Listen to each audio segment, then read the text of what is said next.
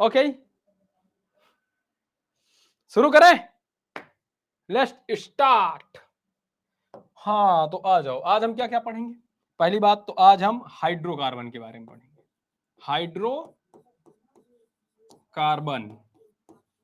Hydrocarbon के बारे में पढ़ने वाले हैं। हाइड्रोकार्बन के बेसिकली किसके बारे में पढ़ेंगे, हाइड्रोकार्बन। गुरुजी कल के डीपीपी में कुछ दिक्कत, मैच है सर, आज मैच है, ओहो बिना टाइम वेस्ट किया गुरुजी। हाँ बिना टाइम वेस्ट किए, हाँ बिना टाइम वेस्ट किए शुरू करते हैं। ठीक है तो हम शुरू करते हैं। ओके चलो, तो प्यारे बच्चों आज हम पढ़ने वाले हैं हाइड्रोकार्बन। हाइड्रोकार्बन के बारे में कौन कौन बच्चा जानता है बेटा, हाइड्रोकार्बन के बारे में। हाइड्रोकार्बन, अच्छा कल हमने काफी चीजें पढ़ी थी ना बेटा। कल हमने कार्बन की सारी प्रॉपर्टीज वगैरह देख ली थी, क्या क्या प्रॉपर्टीज हैं कार्बन्स के, और कार्बन्स के बॉन्ड वगैरह देखे थे, और बैलेंसी भी देख ली थी कि कार्बन्स की बैलेंसी जो होती है क्या होती है, 4 होती है, मतलब 4। और कार्बन के लास्ट आउटर सेल देख लिया था, मतलब आखिरी सेल में कितने इलेक्ट्रॉन है, तो हमको पता चले थे 4 इलेक्ट्रॉन है ना। टोटल कितने होते थे, टोटल इलेक्ट्रॉन कितने हैं, 6 इलेक्ट्रॉन है कार्बन में, है ना बेटा। बहुत बढ़िया, बहुत बढ़िया प्यारे बच्चों, बहुत बढ़िया। ठीक है ना, तो आओ शुरुआत करते हैं। ओके गुड, गुड बच्चा गुड, वाह। चलो तो आज हम हाइड्रोकार्बन के उस बारे में शुरू करते हैं। किसी के वास्ते हो तेरे दिल में प्यार, जीना इसी का नाम है, किसी की मुस्कुराहटों पे हो निसार। चलो तो हाइड्रोजन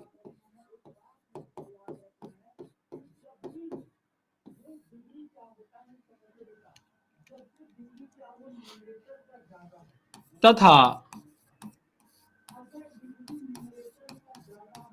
कार्बन से बने यौगिक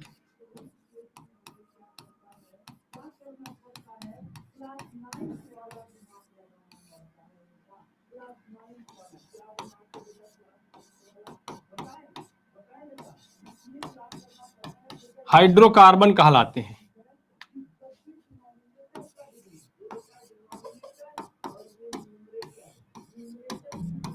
कोई दिक्कत, कोई दिक्कत है। कार्बन तथा हाइड्रोजन या हाइड्रोजन तथा कार्बन से बने यौगिक को क्या कहते हैं, हाइड्रोकार्बन कहते हैं। राधे राधे, जय श्री कृष्ण। चलो ओके, अब कहोगे कि गुरुजी हाइड्रोजन तथा कार्बन, अच्छा ये बताओ कार्बन और हाइड्रोजन से यदि हम यौगिक बनाएंगे तो एक कार्बन में हमें कितना हाइड्रोजन जोड़ना पड़ेगा ताकि हमारा हाइड्रोकार्बन जो है, जो कार्बन है वो पूरी तरह से अष्टक पूरा कर ले। तो आप सब लोग जानते हो कि गुरुजी इसमें हमें इसके आउटर मोस्ट में हम देखेंगे 4 इलेक्ट्रॉन होते हैं, तो जाहिर सी बात है गुरुजी 4 हाइड्रोजन इसमें जोड़ने पड़ेंगे। एक एक इलेक्ट्रॉन चारों हाइड्रोजन से साझेदारी कर लेगा, इतना तो सब लोग जानते हो। यहां तक किसी को दिक्कत, सुप्रभात सुप्रभात, सबको सुप्रभात। CH4, बस बस बस यही जानना चाह रहा था। बहुत अच्छे, अब देखो तो कार्बन और हाइड्रोजन से बने यौगिक को हाइड्रोकार्बन कहते हैं। ये अब 2 प्रकार का होता है। कितने प्रकार का होता है, 2 प्रकार का होता है। अब 2 प्रकार का कौन कौन सा भैया, एक होता है पहला संतृप्त हाइड्रोकार्बन, संतृप्त हाइड्रोकार्बन, हाइड्रोकार्बन पूरा बेसिक से चलेंगे, शुरू से स्टार्ट से। दूसरा होता है असंतृप्त, दूसरा है असंतृप्त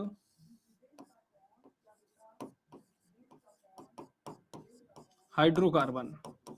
ए बच्चा तुमसे बताऊं मैं, मास्टर बन जाओगे कार्बनिक के, बस पूरा ध्यान मेरी तरफ रख लो। ठीक है, पूरा ध्यान मेरी तरफ रख लो, अपने जैसा बना के छोड़ूंगा। ठीक है, हाँ अपनी तरह बना के छोड़ूंगा, बस पूरा ध्यान रख लो। आज मेरा बर्थडे है, पलक सिंह बेटा, आपको आपके जन्मदिवस की हार्दिक शुभकामनाएं बेटा। हंसते रहो, खिलखिलाते रहो, कर्तव्य मार्ग पर सफलता प्राप्त करो, यही हमारा आशीर्वाद है। ठीक है, और हाँ याद रखो, मैं थोड़ी सी और 1 मिनट चर्चा करना चाहूंगा कि जो कार्बनिक रसायन होती है, कहा जाता है कि ये बहुत टफ है, लेकिन आपके दिमाग में एकदम ऐसा आएगा ना कार्बनिक के बारे में कि इससे आसान कोई केमिस्ट्री नहीं है, ये मेरा वादा है। बस अपना फोकस मत हटाना मेरी तरफ से, ठीक है बेटा, फोकस मत हटाना। ओके, दूसरी बात, एग्जाम है, कोई बात नहीं, 25 तारीख से एग्जाम है, खुल के एग्जाम दो, फ्री होके एकदम टेंशन फ्री होके एग्जाम देना, ठीक है बेटा। मैं कई बार कमेंट पढ़ चुका हूँ, 25 तारीख से एग्जाम है, अच्छी बात है, एग्जाम के लिए तो हम पढ़ ही रहे थे, एकदम फ्री होके देना। ओके, कोई टेंशन मत लेना। हाँ ओके, दूसरी बात मैं ये कह रहा था कि जो अच्छा हाइड्रोकार्बन हम शुरुआत कर दिए, तो हाइड्रोकार्बन बेटा दो प्रकार का होता है, एक होता है संतृप्त हाइड्रोकार्बन, एक होता है असंतृप्त हाइड्रोकार्बन। गुरुजी संतृप्त हाइड्रोकार्बन क्या? संतृप्त हाइड्रोकार्बन मतलब कार्बन की श्रृंखला में, मतलब कार्बन में क्या हो बेटा, कार्बन में क्या हो, अगर पूरी तरह से हाइड्रोजन लगा हुआ है, कार्बन में पूरी तरह से हाइड्रोजन लगा हुआ है, जैसे मान लो एक ये हो गया, दूसरा है दो ठो कार्बन है और दोनों में एक एक बंध द्वारा हाइड्रोजन जुड़ा हुआ है, मतलब पूरी तरह से हाइड्रोजन की बैलेंसी एकदम पूरी है और हाइड्रोजन के अलावा कुछ भी नहीं जुड़ा, मतलब पूरी तरह से क्या हुआ है, हाइड्रोजन जुड़ा हुआ है, तो इसको क्या कहेंगे, हाइड्रोकार्बन कहेंगे। कौन सा वाला, संतृप्त वाला।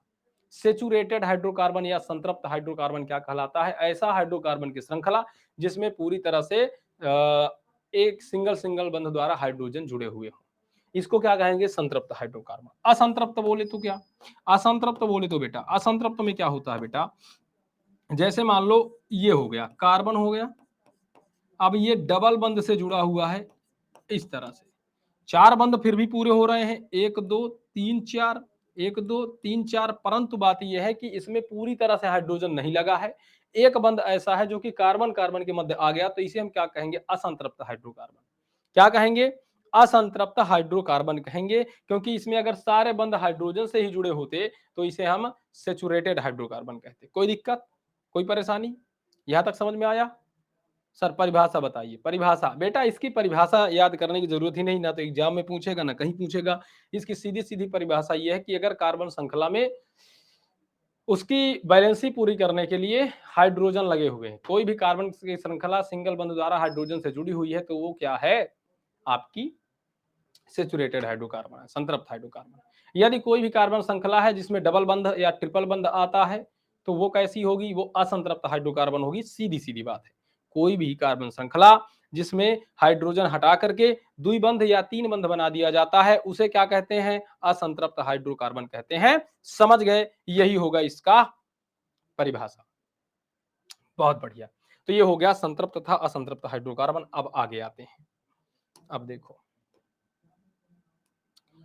अब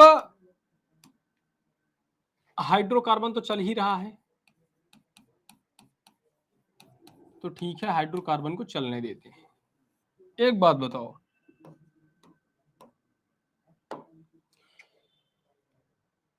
कुछ महत्वपूर्ण बात याद कर लो कार्बन के बारे में। कार्बन में पहली बात सबसे इंपॉर्टेंट, कार्बन में श्रृंखलन का गुण पाया जाता है। कार्बन में श्रृंखलन का गुण पाया जाता है, श्रृंखलन का गुण पाया जाता है। अब गुरुजी श्रृंखलन का गुण पाया जाता है, इसका मतलब क्या हुआ, मतलब कार्बन एक कार्बन दूसरे कार्बन से जुड़ करके एक श्रृंखला तैयार कर लेता है, जैसे मान लो ये श्रृंखला तैयार कर लिया, तो ये क्या है बेटा, कार्बन की श्रृंखला है, कार्बन की श्रृंखला है। अब ये कार्बन की श्रृंखला मान लो तैयार हो गई, तो इस श्रृंखला के साथ क्या होगा, आप सब लोग जानते हो, इसमें सब में हाइड्रोजन लगा होगा, क्योंकि ये हाइड्रोकार्बन श्रृंखला है, क्योंकि ये हाइड्रोकार्बन श्रृंखला है, हाइड्रोकार्बन। याद रख लो, हमेशा कार्बन के साथ हाइड्रोजन जुड़ा रहेगा, जुड़ा रहेगा, जुड़ा रहेगा, क्योंकि हाइड्रोकार्बन की श्रृंखला है और हाइड्रोकार्बन ही हमको पढ़ना है आगे चल के पूरे में, तो हाइड्रोजन हमेशा कार्बन के साथ जुड़ा रहेगा, ये बात याद रखना। कार्बन की संयोजकता पूर्ण करने के लिए क्या जुड़ा रहेगा, हाइड्रोजन जुड़ा रहेगा, ये बात याद रखना। तो कार्बन में श्रृंखलन का गुण पाया जाता है, जैसे कि ये कार्बन की श्रृंखला है, कार्बन अपने ही समान दूसरे कार्बन के साथ बंध बनाने का गुण रखता है, और यही गुण श्रृंखला का गुण कहलाता है, और एक लंबी लंबी चेन बनाता है। आई एम न्यू स्टूडेंट, बहुत अच्छे बेटा, अगर आप न्यू हो तो आपके लिए और अच्छा है, क्योंकि न्यू न्यू केमिस्ट्री स्टार्ट हुई है अभी, ठीक है, ओके। तो कार्बन में श्रृंखलन का गुण पाया जाता है, ये लंबी लंबी श्रृंखलाएं बनाता है। अब ये श्रृंखला दो प्रकार की होती है, अब ये श्रृंखला दो प्रकार की होती है, कैसी, एक तो हो गया ओपन चेन कंपाउंड, एक हो गया क्लोज्ड चेन कंपाउंड, मतलब कि पहला नंबर। अब है एरोमेटिक हाइड्रोकार्बन। अब कुछ लोग सोच रहे होंगे सर जी ये क्या है, इसका भी देख लो श्रृंखला के आधार पर कार्बन के प्रकार, श्रृंखला के आधार पर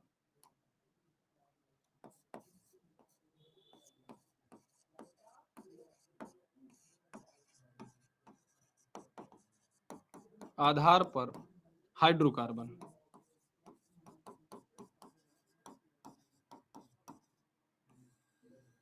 श्रृंखला के आधार पर हाइड्रोकार्बन देखते हैं।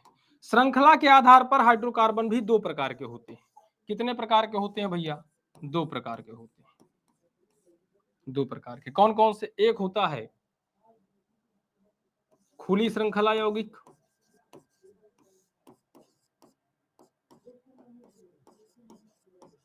खुली श्रृंखला यौगिक, इसको जो है एक नाम और देते हैं एलिफैटिक, एलिफैटिक हाइड्रोकार्बन।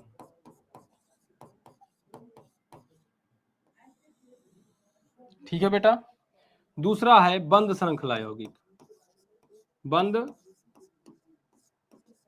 श्रृंखला यौगिक, इसको क्या कहते हैं कोई बच्चा बताए? Aromatic, aromatic hydrocarbon.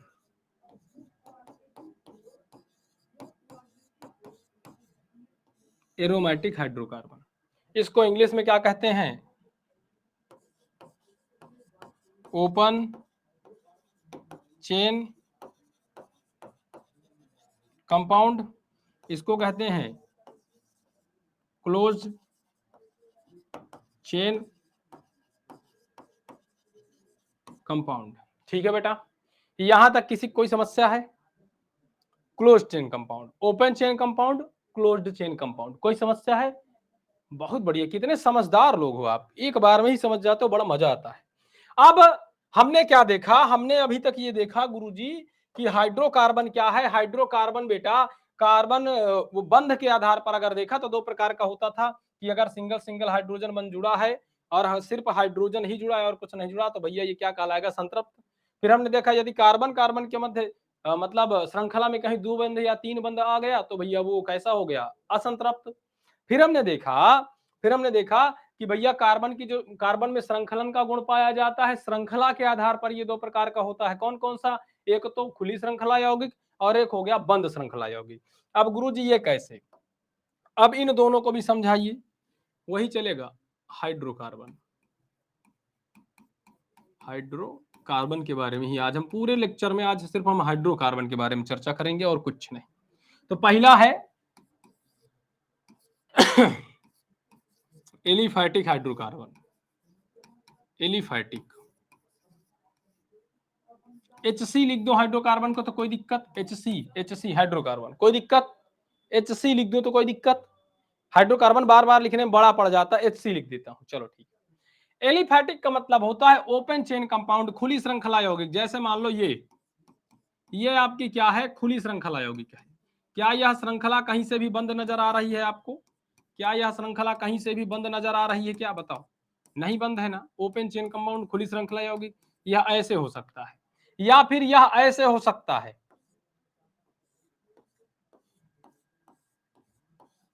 कुछ घबराने की दिक्कत नहीं है। तो ये भी कैसा है बेटा? ये भी कैसा है?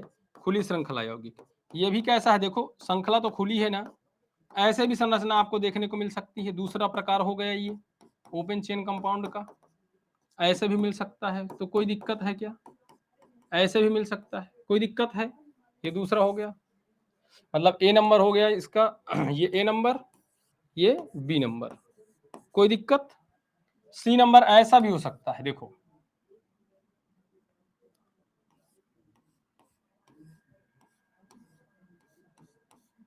ऐसा भी हो सकता है, ठीक है, ऐसा भी हो सकता है। ये मान लो कि ऐसा हो सकता है, गुरुजी ने बता दिया, तो ऐसा भी हो सकता है। लेकिन हमने इसमें सिर्फ क्या देखना है? हमने सिर्फ इसमें देखना है कि कार्बन की जो श्रृंखला है वो खुली है कि नहीं खुली है, कहीं से बंद तो नहीं हो रही, कहीं से बंद तो नहीं हो रही, नहीं बंद हो रही, ये भी खुली है, ये भी खुली है, ये भी खुली हुई है। मान लो ऐसा आ गया, डी नंबर देख लो, मान लो ऐसा आ गया,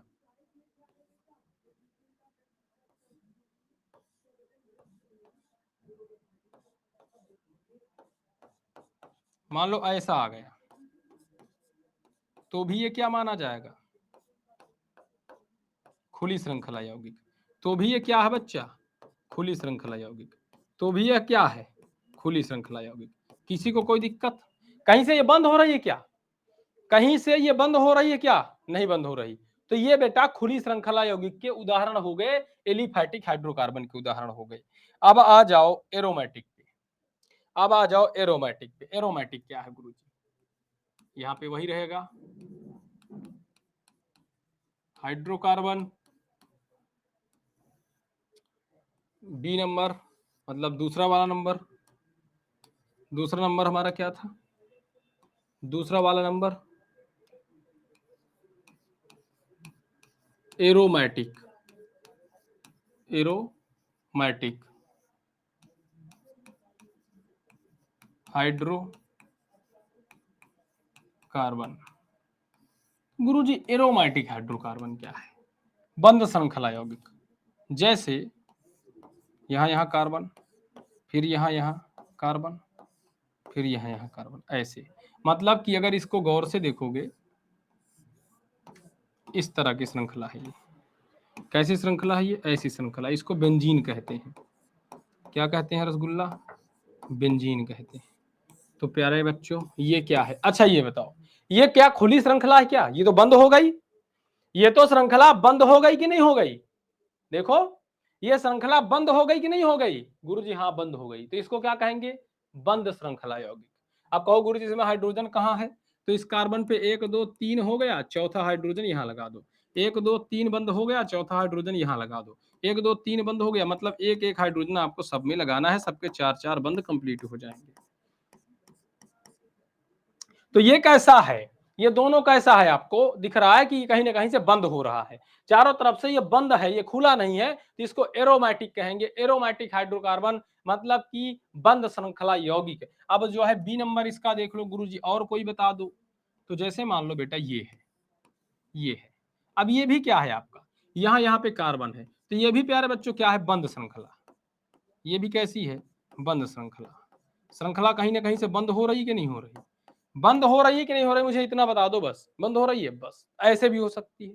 तो अगर ऐसी श्रृंखलाएं मिल जाए जो कि कहीं ना कहीं से बंद हो रही हो, तो इनको एरोमेटिक हाइड्रोकार्बन कहते हैं। और अगर ऐसी श्रृंखलाएं मिल जाए जो खुली हो, उसको एलिफैटिक हाइड्रोकार्बन कहते हैं। कोई दिक्कत? बताओ यहां तक किसी को कोई समस्या आई? नहीं आई। बहुत बढ़िया, बहुत अच्छा लग रहा है जब आप बताते हो गुरुजी, कोई डाउट नहीं है।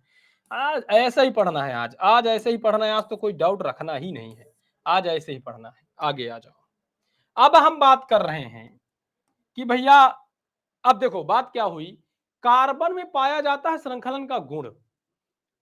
अब इस श्रृंखलन के गुण की वजह से कार्बन दुनिया में सबसे ज्यादा यौगिक बनाता है। अब जब सबसे ज्यादा यौगिक बनाएगा तो सबसे पहली बात ये आएगी कि इसके नामकरण की समस्या होगी। किसकी? नामकरण की। पढ़ते हैं सबसे पहला, अब शुरू करेंगे नामकरण। नामकरण, ठीक है बेटा। नामकरण, नामकरण की अगर बात करें तो एक बात बताओ, जैसे मान लो कोई चीज अगर लिमिटेड हो, जैसे मान लो मेरे पास 5 कुत्ते हैं, तो मैं क्या करूंगा? 5 कुत्तों का नाम दे दूंगा, सीधी सी बात है। अगर मेरे पास 20 कुत्ते हैं तो भी मैं कोशिश करूंगा 20 कुत्तों का नाम दे दूं। लेकिन अगर मेरे पास 1 लाख कुत्ते हैं और मुझे सबके बारे में जानना है, सबके बारे में अध्ययन करना है, बारे में जानना है, तो क्या मैं सबका नाम दे सकता हूं क्या? तुम बताओ, दे सकता हूं क्या? अच्छा चलो मान लो दे भी दिया, तो क्या मुझे याद रह पाएगा क्या कि 1 लाख कुत्तों मैंने किसका क्या नाम दिया था? नहीं याद रख पाएगा। तो मुझे क्या करना पड़ेगा? मुझे कुछ ऐसा सिस्टम बनाना पड़ेगा, ऐसा सिस्टम बनाना पड़ेगा जिससे मुझे आसानी रहे उसका नाम रखने में। क्योंकि बहुत ढेर सारे हो गए कुत्ते। अब उन कुत्तों को मैं याद सबको रख नहीं सकता, तो मैं कुछ ऐसा सिस्टम बना लूं, ऐसा एक नियम बना लूं, ऐसी पद्धति बना लूं कि जिसके द्वारा मैं याद रख सकूं, कि जिसके द्वारा मैं याद रख सकूं। कैसे? जैसे देखो, ये तो हो गया एक उदाहरण। अब आ जाओ नामकरण में। जैसे मान लो कार्बन के बहुत ढेर सारे यौगिक हैं। अब पूरी दुनिया में हर जगह यौगिक हैं कार्बन के। अगर पेट्रोल हमारे यहाँ है, कार्बनिक यौगिक है, तो पेट्रोल सऊदी में भी है, पेट्रोल दूसरे देशों में भी है, पेट्रोल चाइना में भी है। लेकिन समस्या ये आई कि मान लो कि मैंने पेट्रोल को पेट्रोल कह दिया, मुझे कोई दिक्कत नहीं। मेरे पास एक कार्बनिक यौगिक था, मेरे पास एक कार्बनिक यौगिक था। ध्यान देना कि नामकरण की जरूरत क्यों पड़ी। कार्बनिक यौगिक था, मैंने इसका नाम रख दिया पेट्रोल। ठीक है, पेट्रोल नाम रख दिया, मैं पेट्रोल के नाम से जानने लगा। अब चाइना में इसको कुछ और कहते हैं, या सपोज दैट ऐसा हुआ कि मैंने इसका नाम पेट्रोल रख दिया। अब एक दिन अंतरराष्ट्रीय मीटिंग हुई, पूरे विश्व के लोग आए।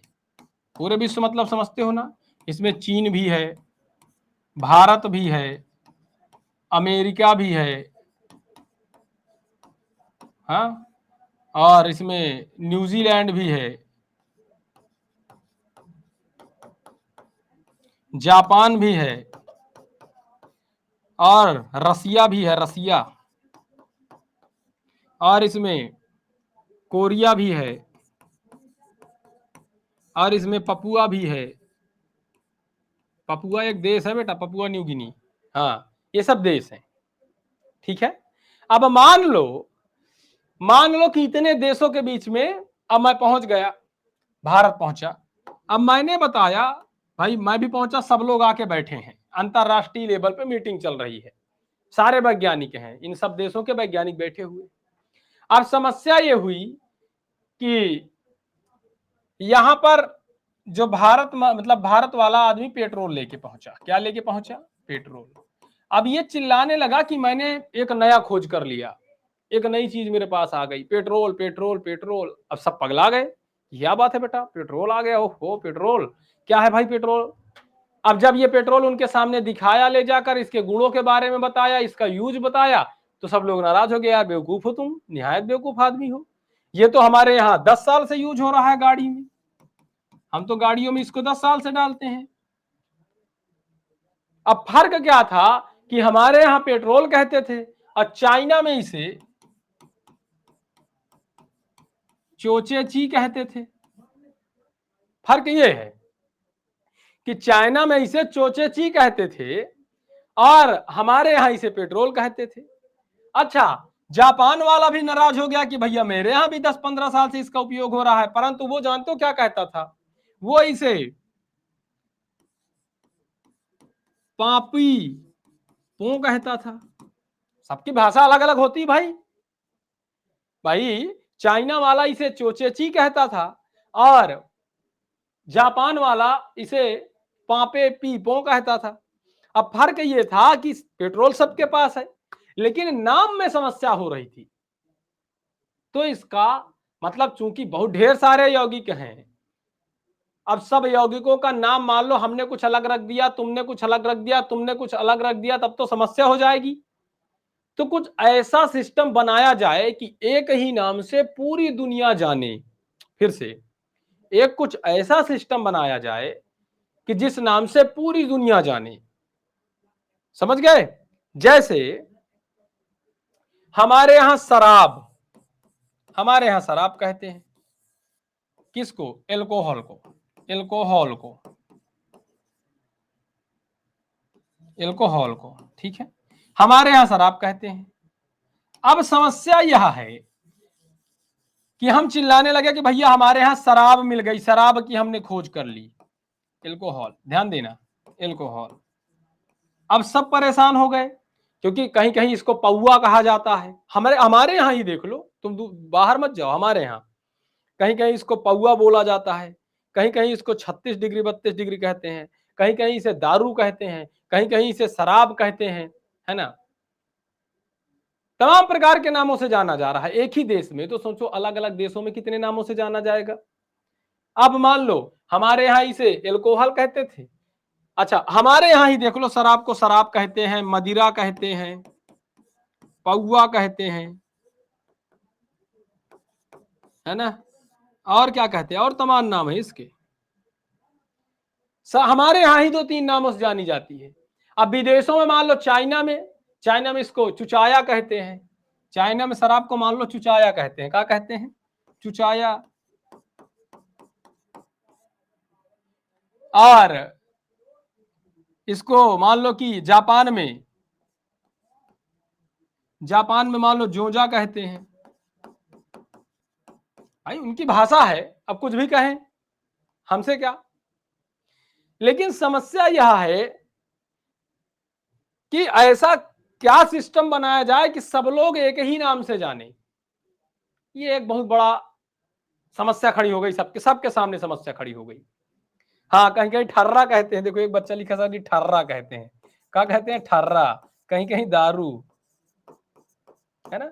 तमाम नाम देखो हमारे यहाँ हो गए, हमारे यहाँ भी हो गए, है ना, है ना। कहीं कहीं महुआ कहते हैं, है ना। हाँ, कहीं कहीं ताड़ी भी कहते हैं, ताड़ी, कहीं ताड़ी मार लिया। तो तमाम प्रकार के नाम हैं। खंभा, हाँ एक नाम और आ गया, खंभा, खंभा बहुत बढ़िया,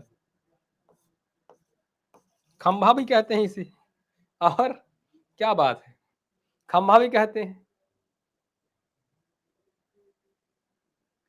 वाइन भी कहते हैं, बहुत बढ़िया, वाइन भी कहते हैं, वाइन भी कहते हैं।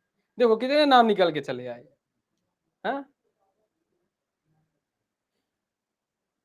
हाँ, ड्रिंक भी कहा जाता है। तो मतलब मेरे कहने का ये हुआ, ये सब छोड़ो, मतलब मेरे कहने का ये हुआ कि इसको कई नामों से जाना जा रहा है, लेकिन अब एक ही देश में इतने नामों से जाना जाता है, तो आप अंदाजा लगाओ कि पूरे विश्व में कितने नामों से जाना जाता होगा। सब देश का अपना अलग अलग नाम है, तो कुछ ऐसा सिस्टम बनाया जाए जिससे सारे विश्व में एक ही नाम से जाना जाए। अब तुम पूरे विश्व में कहीं भी चले जाओ, एल्कोहल कह दो, बस एल्कोहल कह दो। मान लो तुम मेरे यहां आओ, अब मुझसे कहो कि ताड़ी, तो मैं ताड़ी नहीं जान रहा, ये कहीं पर्टिकुलर एरिया में चलता होगा, मेरे यहां उसको ताड़ी नहीं, उसको मदिरा कहते हैं, तब तो समस्या हो गई। लेकिन तुम मेरे यहां के एल्कोहल कह दो, तो एल्कोहल तो सब जानते हैं ना, पूरे विश्व में कहीं भी चले जाओ, एल्कोहल अगर आप कह दोगे सब जान जाएंगे कि बात किसकी हो रही है। तो कुछ ऐसा सिस्टम बनाया जाए जिससे पूरा संसार जाने उस चीज को एक ही नाम से।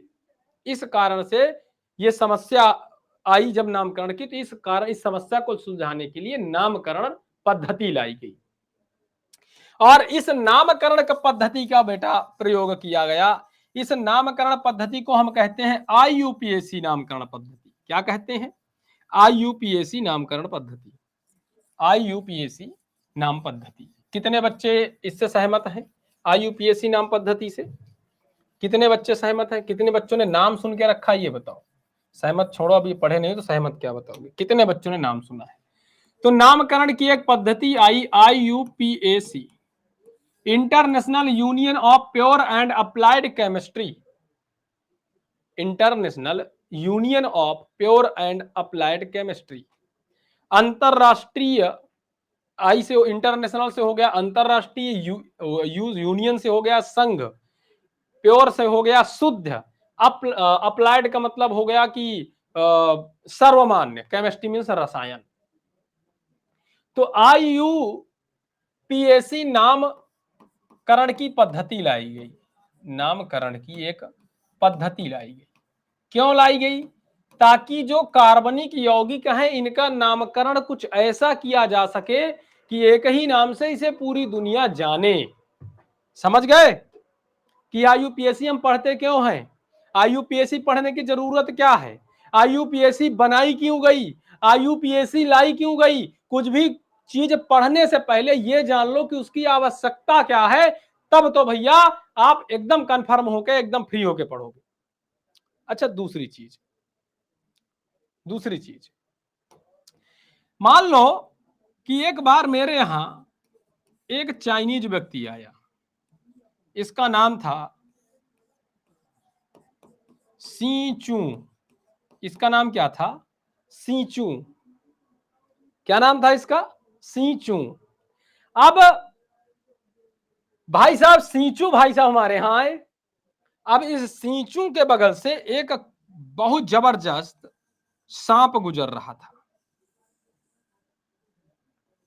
कौन गुजर रहा था बेटा? बहुत जबरदस्त सांप गुजर रहा था इनके पास से, सीचू भाई साहब के पास से। तो हमारा चिंटुआ को जानते हो ना? चिंटुआ को, चिंटुआ कौन कौन जानता है? चिंटुआ कौन कौन जानता है? सब जानते हो ना चिंटुआ को? बहुत बढ़िया। तो चिंटुआ चिल्लाया सीचू की तरफ। अब सीचू ने ध्यान नहीं दिया कि बगल से सांप आ रहा है, तो चिंटुआ जो है चिल्लाया सीचू को देख करके कि भाग भाग भाग भाग भाग सीचू सांप, भाग सीचू सांप। अब समस्या यह है कि सीचू को पता ही नहीं कि सांप क्या होता है। समस्या है कि नहीं है? बताओ, आप ही बताओ। इस चींचू को, इस सीचू को पता ही नहीं है कि सांप क्या होता है। तब तक में दूसरा व्यक्ति चिल्लाया कि भाग भाग नाग, भाग भाग नाग। अरे भाग नहीं तो नाग काट लेगा। अब उसे पता ही नहीं कि नाग क्या है, तो ये खड़ा है शांति से।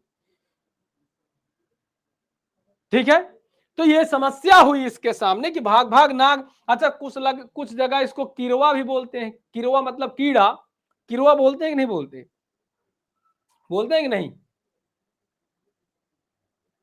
अच्छा, नहीं बोलते हैं। कुछ जगह मैंने सुना है कीड़ा बोलते हैं, कीड़ा। तो कहा भाग भाग कीड़ा आ गया। अब उसको पता ही नहीं कीड़ा क्या है। तो ये समस्या इसके सामने खड़ी हो गई। और इतने में किसका दिमाग खराब हुआ कि भाई साहब ये काहे सब लोग मुझे चिल्ला रहे हैं, क्या कारण है? वहीं पर एक पढ़ा लिखा व्यक्ति खड़ा था। पढ़ा लिखा मतलब समझ रहे हो? पढ़ा लिखा, होशियार, पढ़ा लिखा व्यक्ति, जो कि विजय बाबा के पास पढ़ने आया था। इसने बायोलॉजी पढ़ी हुई थी, केमिस्ट्री पढ़ी हुई थी।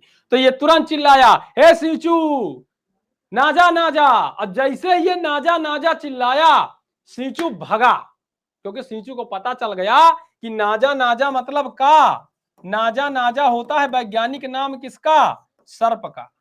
सर्प का वैज्ञानिक नाम क्या है? नाजा नाजा।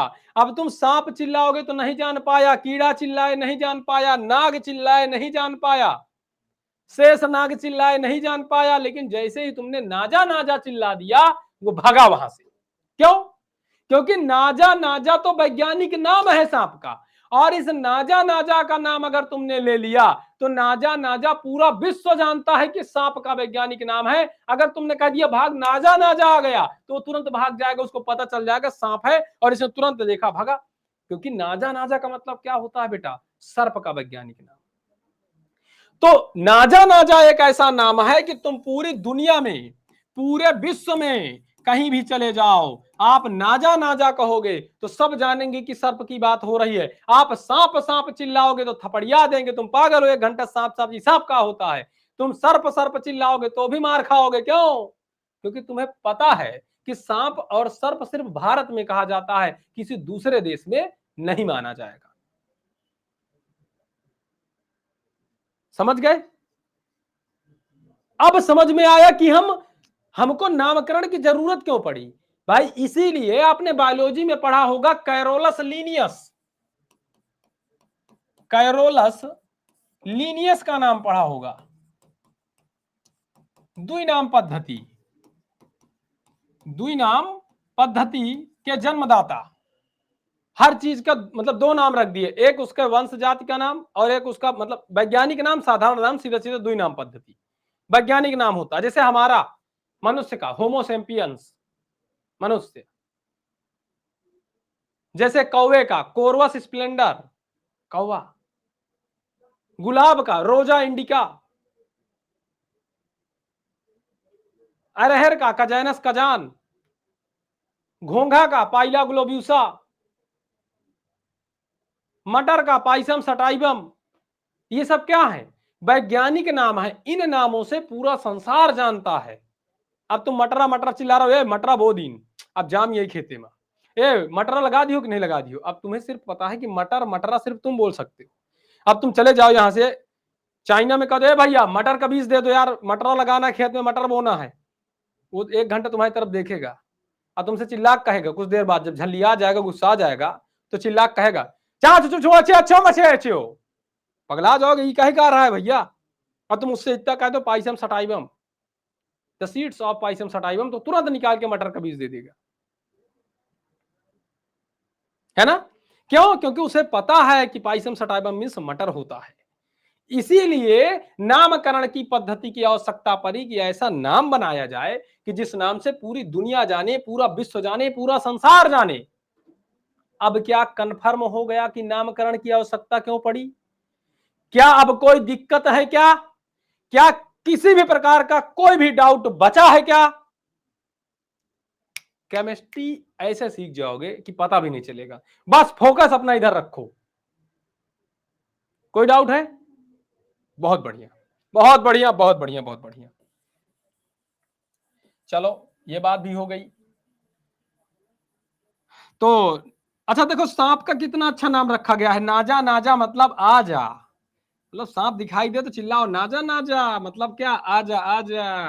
अब आके तुमको जो डसेगा ना, वहीं पे काम तमाम, खत्म, टाटा बाय बाय। ठीक है, हाँ, तो समझ गए। अब शुरुआत करते हैं आईयूपीएसी नामकरण की। अच्छा, आईयूपीएसी जब नामकरण स्टार्ट किया गया, तो आईयूपीएसी नामकरण स्टार्ट करने में सबसे पहले देखा गया कि कार्बन का नंबर, उसको दिया गया elk name. Elk name, the number of carbon. अगर एक कार्बन है तो उसको कह दिया गया मेथ। अगर 2 कार्बन है तो उसको कह दिया गया एथ। 3 कार्बन है तो प्रोप। 4 कार्बन की श्रृंखला है तो ब्यूट। 5 की है तो पेंट। 6 की है तो हेक्स। 7 की है तो हेप्ट। अगर 8 है तो ऑक्ट।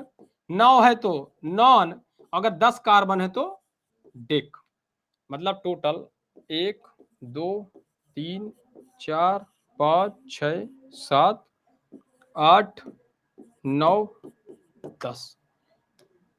आपके कोर्स में बस इतना ही है। कार्बन की श्रृंखला तो बहुत लंबी लंबी होती है, 100 भी कार्बन जुड़ सकते हैं आपस में, लेकिन हमें कितना याद रखना है? सिर्फ 10। समझ गए? अब तुम बताओ, ये तो हो गया एल्क नेम। अब दूसरा उसके बाद आया बॉन्ड नेम। बॉन्ड का भी नाम रख दिया गया। बॉन्ड नेम कैसे? अगर कार्बन और कार्बन के बीच में सिंगल बंध है तो इसे कहा जाता है एन। कार्बन और कार्बन के बीच में डबल बंध है तो इसे कहा जाता है इन। और कार्बन और कार्बन के बीच में ट्रिपल बॉन्ड है तो इसे कहा जाता है आइन। क्या कहा जाता है? आइन। कोई दिक्कत? तो एल्क नेम और बॉन्ड नेम, एल्क नेम और बॉन्ड नेम, बहुत बढ़िया, बहुत बढ़िया, बहुत बढ़िया। अब एक बात बताओ, अब मान लो कि मुझसे कोई कह दिया कि भैया ये एक श्रृंखला है, ये एक श्रृंखला है, अब इसका नाम क्या होगा? 3 कार्बन है, सिंगल बंध द्वारा जुड़े हैं, इसका नाम क्या होगा? बाकी हर जगह हाइड्रोजन जुड़ा हुआ है। अब कोई पूछ लिया कि इसका नाम क्या होगा? कुछ नहीं, डायरेक्ट बता दोगे इसका नाम। क्यों डायरेक्ट बता दोगे? गिन लोगे कितना कार्बन, 1 2 3 कार्बन। अच्छा ठीक है, 3 कार्बन यहां से देख लो, 1 2 3, 3 कार्बन रहेगा तो नाम क्या होगा? प्रोप। क्या नाम होगा? प्रोप। ठीक है, कोई दिक्कत, कोई समस्या?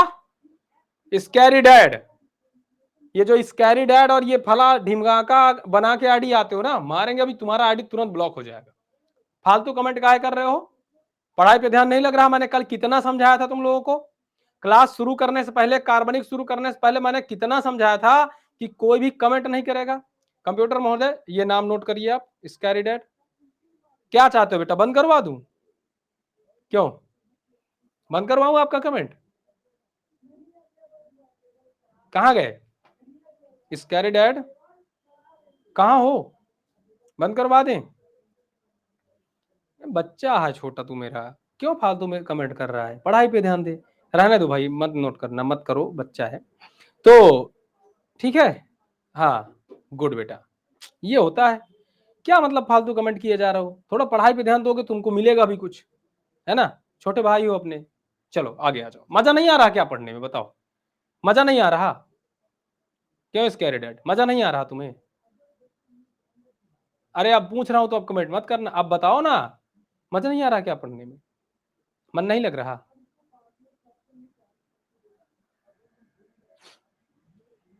तो बस आ रहा है तो पढ़ो फिर। तो ये बताओ 3 कार्बन की श्रृंखला हो गई, तो 1 2 3 कार्बन मतलब प्रोप। अच्छा ये बताओ इसमें क्या सिंगल बंद है हर जगह? आप कहोगे हाँ गुरु जी हर जगह सिंगल बंद है। सिंगल बंद के लिए हम क्या लिखते हैं? एन। तो क्या हो गया? प्रोप प्लस एन बराबर क्या बन गया? प्रोपेन। प्रोपेन बन गया, काम खत्म। अब बताओ आईयूपीएसी नाम कितना आसान है। अब प्रोपेन अगर तुमने कह दिया पूरा विश्व जान जाएगा 3 कार्बन की श्रृंखला की बात कर रहा है ये। प्रोपेन कह दो पूरे विश्व में सब जान जाएंगे कि 3 कार्बन श्रृंखला की बात हो रही है। अच्छा अब मैं तुमसे कहूं पेंटेन बताओ, पेंटेन की श्रृंखला कैसी होगी? पेंटेन की आप तुरंत बता दोगे। पेंट मतलब 5 कार्बन, 1 2 3 4 5 पेंट। पेंट मतलब 5 कार्बन, 1 2 3 4 5। एन मतलब क्या? एन मतलब सब सिंगल बंध द्वारा, बस काम खत्म। ये बन गया पेंटेन, ये बन गया पेंटेन।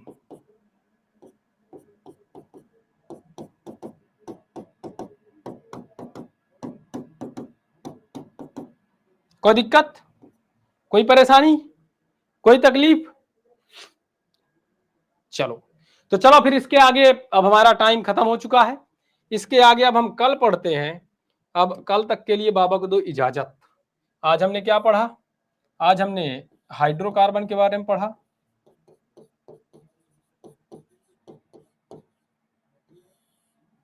और इसके प्रकार। दूसरा हमने क्या पढ़ा? नामकरण। कौन सा नामकरण? आईयूपीएसी। इसमें हमने क्या पढ़ा? एल्क नेम, और दूसरा बॉन्ड नेम। अभी हम बहुत चीज पढ़ने बाकी। ठीक है बच्चा, चले अब। अभी रुको, अब अगली क्लास में क्या पढ़ेंगे? अगली क्लास में हम पढ़ेंगे आईयूपीएसी, इसको विस्तार से। अच्छा बताओ आज की क्लास कैसी रही? किसी का कोई डाउट है क्या? किसी कोई समस्या है क्या? बहुत अच्छे बेटा, बहुत बहुत आभार, बहुत अच्छे। चलो मिलते हैं अगली क्लास में, तब तक के लिए बाबा को दीजिए इजाजत, और जय हिंद, जय भारत।